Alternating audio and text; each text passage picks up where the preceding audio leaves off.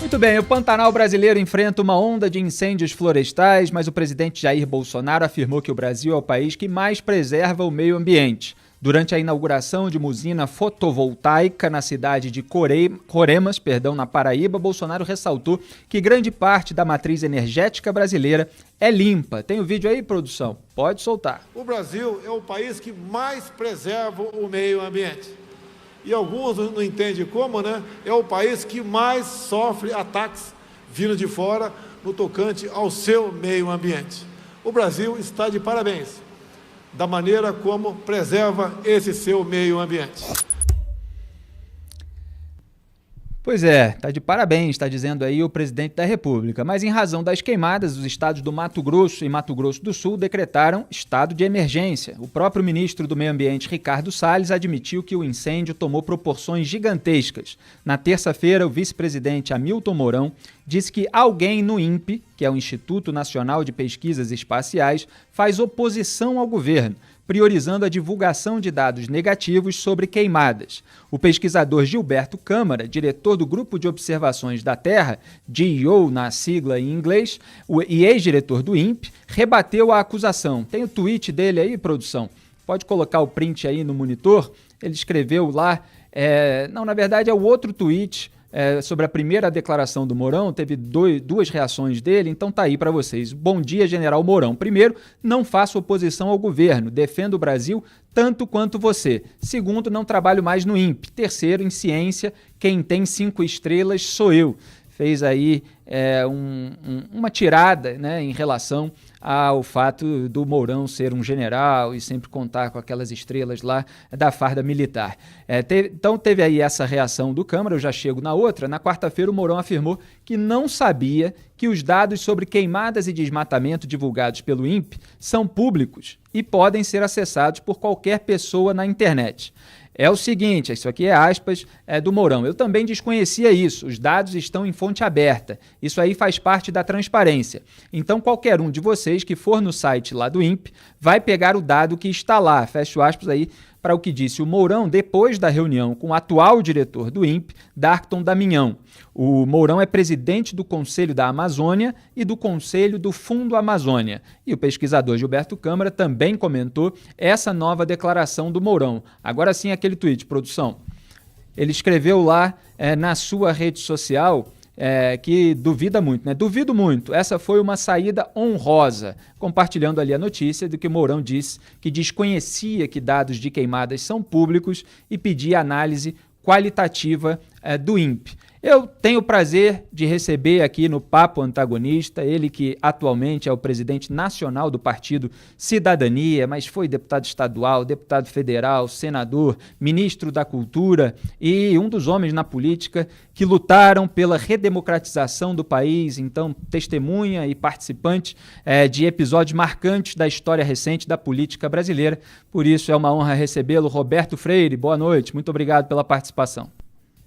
Eu que agradeço o convite, com muita satisfação estamos aqui e acompanhei aí o seu introito sobre essa vergonha nacional de termos alguém que cuida, pelo menos oficialmente, da Amazônia, do nosso meio ambiente, e não saber que os dados são públicos via satélite e, infelizmente, coloca o Brasil nessa situação, uma situação em que toda a sociedade está vendo o buraco que estamos nos metendo, seja do agronegócio, na economia, no concerto internacional, na diplomacia, ou seja, um desastre tão grande esse que provoca esse Brasil em chamas. Em relação a essa declaração do Mourão, inclusive, virou até piada nas redes sociais que o verdadeiro opositor do governo seriam justamente os satélites, porque eles estão mostrando justamente esse estágio.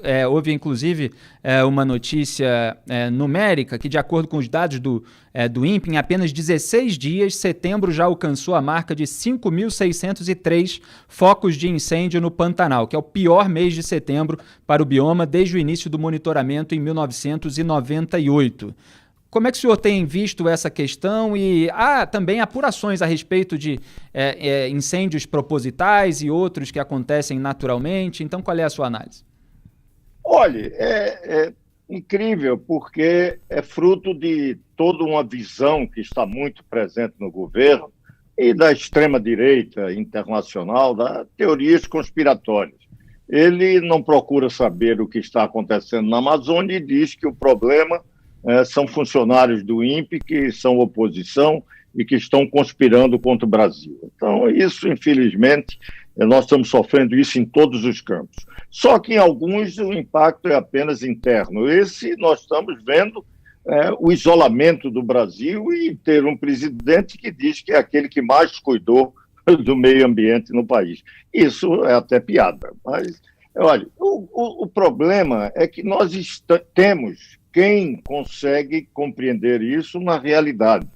A nossa Polícia Federal, inclusive, já levantou alguns dos responsáveis por esses incêndios criminosos. São pessoas que têm interesse, inclusive, econômico, de ocupação, de busca de posse, a grilagem, todo um sistema que sempre existiu, mas que agora, por conta deste governo, da sua política, de um ministro de meio ambiente, que é tudo menos uma pessoa séria, e não seria cabível em nenhum governo sério, que incentivam. Eles são combustíveis para as chamas que estão pegando no Pantanal, na Amazônia, o Brasil, enfim. Mas temos a capacidade, e já demonstramos, até porque o Brasil tem um potencial de ser uma potência verde no mundo. Claro, não é? A Amazônia, a floresta em pé, é mais importante do que alguns imaginando pasto ou soja ou qualquer outro tipo de agricultura. Não conseguem compreender esse novo mundo que está aí. Então, existe no Brasil capacidade para isso. Infelizmente, o que nós não temos é governo. E está sofrendo muitos, inclusive, daqueles que fazem parte do governo, como, por exemplo, a própria ministra da Agricultura, ligada ao agronegócio brasileiro, e que está completamente aloprada. Por quê? Porque está num governo que vai criar e já está criando problemas para a nossa economia, para a economia, inclusive, que ela representa. É um desastre completo o que nós estamos vivendo. E tem um fato grave, de que a sociedade civil se mobiliza, instituições, inclusive instituições que não imaginávamos que viessem, como, por exemplo, os banqueiros brasileiros que estão preocupados, o mundo financeiro preocupado com a nossa economia por conta de todo esse desatino na questão ambiental. E o que acontece? Instituições fundamentais, inclusive de controle do próprio executivo, como o Congresso Nacional, omissos. Nós estamos vendo isso, que é o mais grave.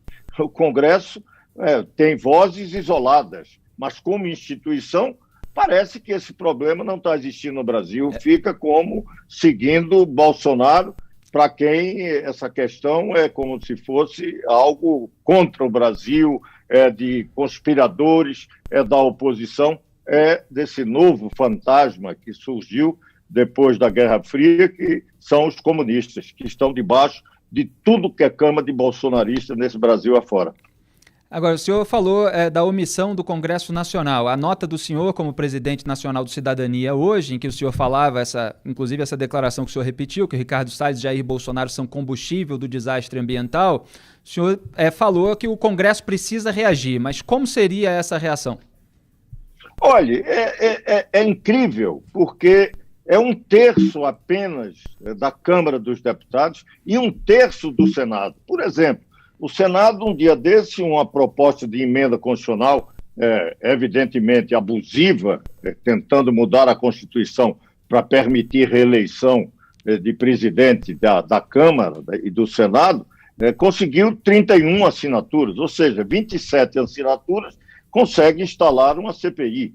Da mesma forma, 171, que é 1/3 na Câmara dos Deputados. Ou seja, é uma mobilização que nós já tivemos, e o Congresso mesmo remotamente tem votado até emenda constitucional, que não é uma votação qualquer, são 3/5 para poder aprovar, e nós fizemos algumas alterações nesse período da pandemia, de forma remota. Pois bem, uma articulação política era uma resposta fundamental, inclusive para o mundo, para dizer que o Brasil está preocupado efetivamente com os problemas, está tentando enfrentar, e não me cabe, sou parlamentar, fui hoje não mais, mas fui parlamentar mais de 45 anos. Portanto, eu sei que mesmo em período ditatorial, em alguns momentos a Câmara e o Senado tinham a capacidade de implantar algumas comissões parlamentares de inquérito que não eram de muito agrado do regime,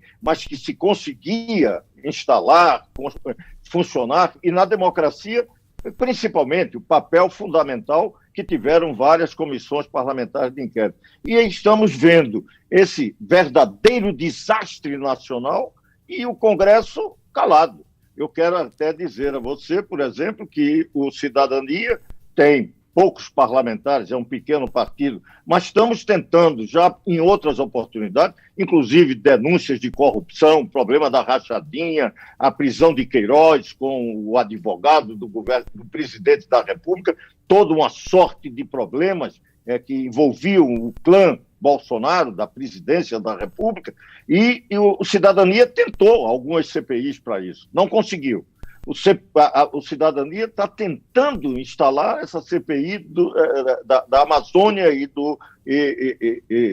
do nosso alagado, do nosso Pantanal. Pois bem, o que é que está acontecendo? A dificuldade de se ter um terço no Senado ou um terço na Câmara. Vamos ver se há uma mobilização desse país, dessas organizações, dos setores, do próprio agronegócio, não apenas para tentar dizer que estão preocupados. Vamos buscar quem efetivamente pode procurar saber de onde surgem os criminosos que estão queimando a floresta, queimando o Pantanal, e, ao mesmo tempo, como criar um governo capaz, no Ministério do Meio Ambiente, capaz de enfrentar esse problema e dar satisfação ao mundo de que o Brasil está preocupado com o meio ambiente e internamente está preocupado com sua economia. Quer dizer, o senhor acha, inclusive, que uma atitude como essa do Congresso Nacional possa trazer também um pouco mais a discussão para o chão, para os aspectos técnicos, realmente práticos, porque a gente tem visto muitas narrativas e tem uma pressão até internacional em relação às nossas florestas, em relação ao meio ambiente, sempre houve, e por parte do governo sempre tem essa tentativa de minimizar os problemas ou de atribuir a uma insatisfação de ONGs que teriam perdido as suas verbas e esse bem bom que muitas vezes o bolsonarismo diz que existia. Portanto, há aí uma polarização política em torno desse assunto, como em tantos outros no país, e boa parte da população brasileira vive afastada do Pantanal, vive afastada da Amazônia, e muitas vezes fica sem saber em quem acreditar a respeito desses dados. Então, talvez uma discussão no Congresso, eu acredito que seja uma forma de trazer dados mais concretos para a população brasileira a respeito do problema? Claro, claro. O que é uma comissão parlamentar de inquérito? Primeiro, claro, ela se tornou quase que um instrumento de combate à corrupção. Normalmente, ela surge em cima de denúncias de corrupção, do mal feito, sempre de irregularidades e ilicitudes. Mas ela tem, na sua origem, no Parlamento Mundial, o primeiro, onde se surgiu essas comissões parlamentares de inquérito, no sentido até de ajudar a que se elabore uma lei. Ela é uma forma de você congregar elementos, expertises, os especialistas para discutir como enfrentar certos problemas e que soluções, inclusive legislativas, devem ser adotadas. Portanto, não é só de buscar o mal feito ou a malfeitoria. Não, é buscar para fazer o bem feito. Pois bem, ela tem esse caráter. No caso do meio ambiente, do problema das queimadas no Pantanal, na Amazônia, tem que se ouvir os atores que são responsáveis por isso. Tem que se ouvir o governo e ele não vai falar sozinho. Ele pode dizer que cuida muito bem do meio ambiente brasileiro. Pois bem, vamos chamar as pessoas que dizem exatamente o contrário, que nós temos um governo da desídia, um governo leniente com a agressão ao meio ambiente, um governo irresponsável. Isso existe na sociedade. Então, vamos escutar essas pessoas, vamos escutar os especialistas, vamos escutar aqueles que estão sentindo a iminência de uma crise econômica brasileira maior ainda por conta desses aspectos, maior ainda do que a pandemia vai nos deixar e maior ainda do que a incapacidade da gestão do Paulo Guedes e junto com Bolsonaro também nos fazem do ponto de vista econômico brasileiro. Então, nesse sentido, a CPI traz um confronto de ideias, analisa os fatos e, evidentemente, ao final pode dizer quem é responsável ou se não tem responsável. No caso, eu não tenho dúvida que terá que responsabilizar este governo, porque estamos vivendo isso, claro que sempre tivemos, mas nunca na magnitude e com a dimensão que esse governo permitiu, e permitiu com leniência, com desídia, com irresponsabilidade, as pessoas como se não tivesse acontecendo nada, como se a sociedade fosse tudo mentira, e quando se sabe que isso é público, o satélite demonstra que nós estamos tendo queimadas absurdas e criminosas. Certo. Aproveitando a presença do senhor aqui ilustre no programa Papo Antagonista, se me permite lembrar aqui um episódio histórico, fazendo aqui um gancho com esse papo da polarização em assuntos sensíveis, como no caso do meio ambiente. Mas hoje a gente também vive, pelo menos até recentemente, uma grande polarização entre bolsonaristas e petistas, entre direita e esquerda, e o senhor atuou ali no processo de redemocratização do país. Havia uma esquerda atuante na luta armada que não estava disposta, em boa parte dela, a qualquer conciliação. Havia o pessoal ligado à ditadura militar que também não estava disposto a conversar. Houve toda uma dificuldade em se estabelecer diálogo até chegar ao processo de anistia, a campanha pelas diretas já, e eu vejo, até pelo fato do Bolsonaro ter sido um capitão do Exército e trazer à tona as histórias da visão dele a respeito do regime militar, o tempo do regime militar, ele está sendo muito falado nos últimos anos no debate público brasileiro. E a gente também fala muito desse período em que houve a presidência do José Sarney, do Fernando Collor, do Fernando Henrique Cardoso, do Lula, da Dilma, do próprio Bolsonaro, Itamar Franco, o próprio Michel Temer, etc. Mas até na minha geração, e é uma geração que assiste muito a esse programa, fica um certo vácuo que eu sinto de conhecimento nas pessoas, ali entre 15 e 50 anos, a respeito de como se deu esse processo de redemocratização e esse avanço de discussão em meio a tantas polarizações. Então, eu queria aproveitar a oportunidade de perguntar para o senhor como é que se deu isso, o que, na sua memória, é mais marcante durante esse processo? Olha, a primeira coisa de que a gente viveu até a eleição de Bolsonaro um período de maior estabilidade democrática em toda a República Brasileira, em toda a história da República. Nunca tivemos 30 anos de sucessivos processos eleitorais, sempre com periodicidade certa, sem nenhum atropelo, sem nenhuma intervenção estranha, em plenas liberdades democráticas, com governos os mais distintos. Mas isso foi uma grande conquista que foi feita quando da redemocratização, quando do fim da ditadura militar em 1985. Foi uma transição difícil, mas a Constituinte representou um ponto fundamental nesse processo, construindo uma Constituição cidadã, elaborando um texto que nos ajudou a passar esse longo período da chamada Nova República em plena liberdade democrática, né? A eleição de Bolsonaro trouxe de volta um elemento que estava ausente do processo político nacional, as Forças Armadas. Durante todo esse período de república democrática, de pós-ditadura, ninguém sabia quem era ministro de Exército, quem era o general, não se discutia-se apenas a defesa nacional, o papel das Forças Armadas na soberania, defesa das fronteiras, e ela no seu papel constitucional. Não tinha interferência na política. Bolsonaro trouxe. Por quê? Porque ele é um órfão da ditadura. Ele imagina que o melhor regime para o Brasil foi aquele vivido durante o chamado regime militar.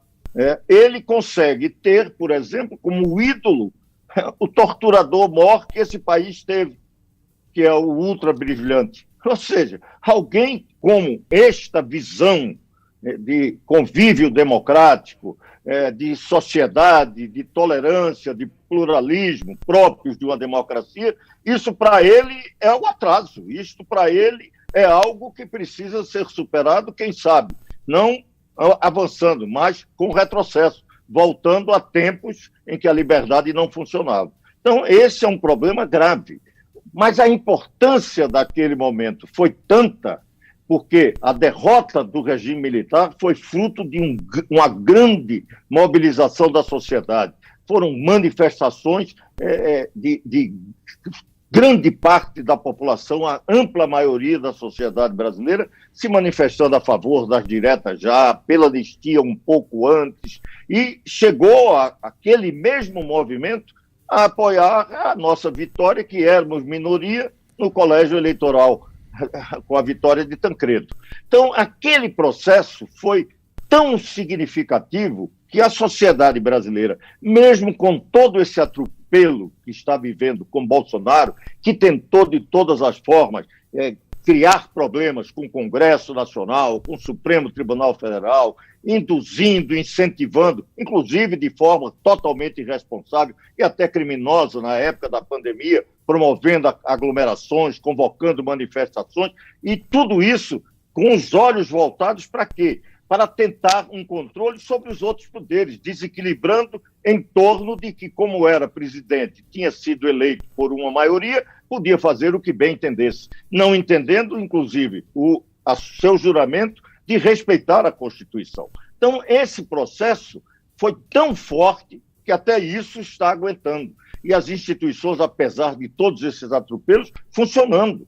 E nós estamos ainda vivendo em democracia, apesar de vocês da imprensa, está todo dia, provavelmente a diminuir um pouco agora, acabaram até um pouco com o cercadinho, mas vivem sofrendo atropelos, agressões, que não é apenas individualmente a um jornalista, é um atentado à liberdade de imprensa, liberdade de expressão, à liberdade, enfim, embora se digam defensores da liberdade, que agora veio com esse cacuete. Mas é evidente que a força da democracia se afirma, e nós estamos vivendo isso. E o que é importante, eu não tenho dúvida, aí olhando um pouco para o futuro, eu acho que um polo democrático vai se instalar no país, até porque sentimos que isso é um pensamento majoritário. Não temos ainda, do ponto de vista tático, como organizar este polo. Mas é evidente que, do ponto de vista estratégico, a ampla maioria da sociedade brasileira quer a continuidade do processo democrático e vai superar esse período, infelizmente, de obscurantismo, negacionismo e de atraso. Está aí a visão de Roberto Freire, ele que foi ministro da Cultura, foi senador, deputado federal, deputado estadual, participou aí do processo de redemocratização do país e, pelo que eu sei, aliás, Roberto Freire foi jogador de basquete também, ainda acompanha o esporte nacional? Foi, olha, não, era, na minha época, a pessoa com meu tamanho podia jogar, hoje não, isso é um sinal da evolução da espécie. Hoje as pessoas, eu era muito ágil, porque também com 1,70 m podia ser. Mas hoje você tem jogadores de basquete com 2,10 m, 2,13 m, da mesma agilidade ou bem mais ágil do que eu era na minha época. Então, alguém olha e diz, mas jogou basquete? Sim. Para hoje, não jogaria. O máximo que eu iria fazer era assistir como assisto pela televisão e, quando possível, até fisicamente. Mas, olha, o mais importante disso é o que isso ensina. Ensina o sentido de equipe, ensina o sentido de solidariedade, e foi isso que o esporte trouxe para mim, como acredito que traz para todos aqueles que praticam. Infelizmente, o Brasil poderia ser uma grande potência esportiva olímpica e ainda engateamos em muito, temos dificuldade e criamos há algum tempo o Ministério de Esportes, que pouco fez, ou o que fez foi muito pouco. Mas, de qualquer forma, é uma boa lembrança, uma grata lembrança que me tem mais, de longos tempos atrás.